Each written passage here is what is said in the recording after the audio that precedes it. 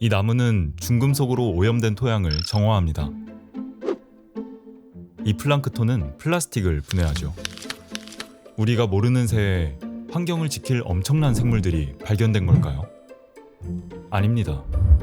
이 생물들은 발견한 것이 아니라 유전자 변형을 통해 만들어낸 것입니다.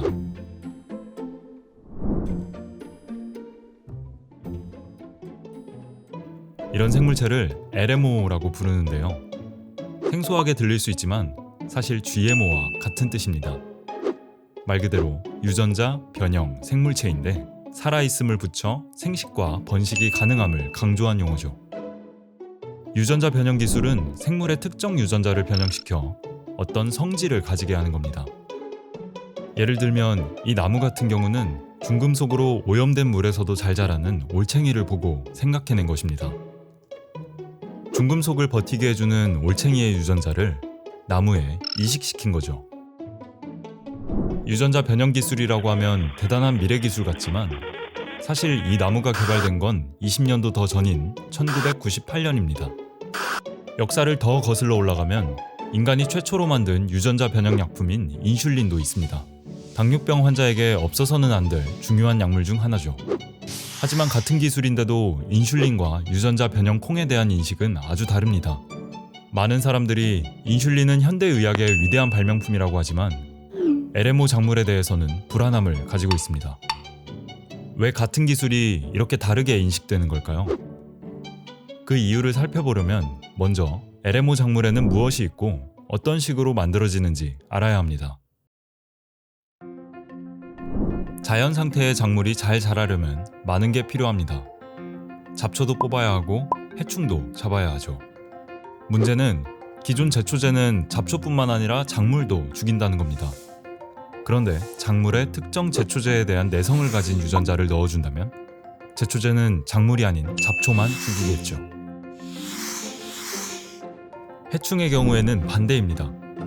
방패가 아닌 창을 줍니다.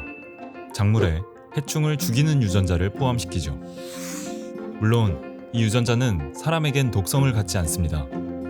강아지가 먹으면 독이지만 우리에겐 맛있는 간식인 초콜릿처럼 독성은 종마다 다른 영향을 끼치니까요. 이렇게 강해진 LMO 작물은 당연하게도 농부들에게 더 나은 생산량을 보장합니다. 또한 살충제를 덜 쓴다는 건 환경오염이 줄어든다는 의미이기도 하죠.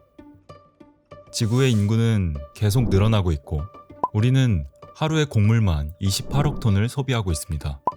이걸 감당하기 위해 더 많은 나무를 베고 경작지를 만드는 대신 LMO 작물이 식량난과 기후위기의 대안이 될 수 있겠죠. 그럼에도 불구하고 LMO 작물에 대한 논란은 끊이지 않습니다. LMO가 자연 생태계를 교란할 수도 있고 당장 우리 몸에 이상 반응을 일으킬지도 모른다는 거죠. 물론 과학의 100%는 없습니다. 하지만 식품으로 활용되는 LMO 품종은 오랜 기간의 엄격한 연구를 통해 충분한 안전성을 확보했다고 많은 연구에서 말하고 있습니다.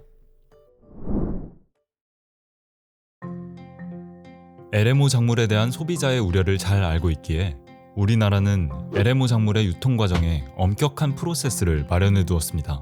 일단 국내에선 아직까지 LMO를 직접 재배하지 않습니다. 해외에서 재배된 LMO를 수입해서만 이용하고 있죠. 우리나라가 주로 수입하는 작물은 옥수수와 콩인데요. 대체로 가축 사료로 쓰이거나 식용유, 간장, 과자에 들어가는 전분당 등 가공식품으로 만들어집니다. 그리고 식탁에 올라올 때까지 수많은 검사를 받죠. 우리나라는 유전자 변형 생물체의 국가 간 이동 등에 관한 법률에 근거해 LMO를 관리합니다. 이 법에 따라 LMO 작물은 수입, 유통, 표기 및 사후 관리까지 단계별로 엄격한 안전관리를 받습니다. 예를 들어 새로 개발된 LMO 옥수수를 수입해서 사료용으로 사용하려는 업체가 있다고 가정해봅시다. 그럼 이 업체는 다음과 같은 과정을 거쳐야 합니다. 일단 이 작물이 안전한지 심사를 받습니다. 이건 수입 여부에 대한 심사가 아닌 안전성만 확인받는 심사입니다. 이걸 통과해야 국립농산물품질관리원에 수입을 승인해달라는 신청을 할 수 있습니다. 수입을 해도 된다는 승인까지 나면 비로소 수입 절차를 밟는데요. 이 통관 과정에서도 농림축산검역본부에서 한 번 더 실제 승인 신청 사항과 맞는지 검사를 합니다. 만약 재배를 목적으로 씨앗을 수입하려면 국립종자원에 신청해 수입 승인을 받아야 하죠. 이 절차를 어길 경우엔 5년 이하의 징역 또는 7천만 원 이하의 벌금을 내야 하는 등 엄한 처벌을 받습니다. 실제로 이런 관리하에 2016년에는 경기도 평택항으로 수입된 아르헨티나산 사료용 밀에서 LMO가 검출되어 전부 폐기하고 반송한 적도 있죠. 정부뿐만 아니라 여러 민간단체에서도 안전관리에 힘을 쏟고 있는데요. 2017년 태백의 유채꽃 축제에서 승인되지 않은 LMO 유채가 발견된 적이 있습니다. 이때 여러 단체의 참여로 빠르게 민관 합동조사단이 꾸려졌고 현재까지 5년째 모니터링을 하고 있습니다. 조사단의 유일한 소비자 단체로는 우리나라 최초로 소비자 운동을 시작한 한국부인회가 참여하고 있죠. 소비자 권익 증진을 위해 목소리를 내고 관련 활동가를 육성하는 곳입니다. 정부와 시민사회의 이런 철저한 모니터링 하에 안전성이 입증되지 않은 LMO는 우리나라의 수입도 생산도 되지 않고 있습니다. 어쩌면 여러 문제의 해결책이 될 수 있는 유전자 변형 기술과 LMO 작물, 연구하며 안전성도 확보하여 소비자의 걱정과 불안이 해소되길 바랍니다.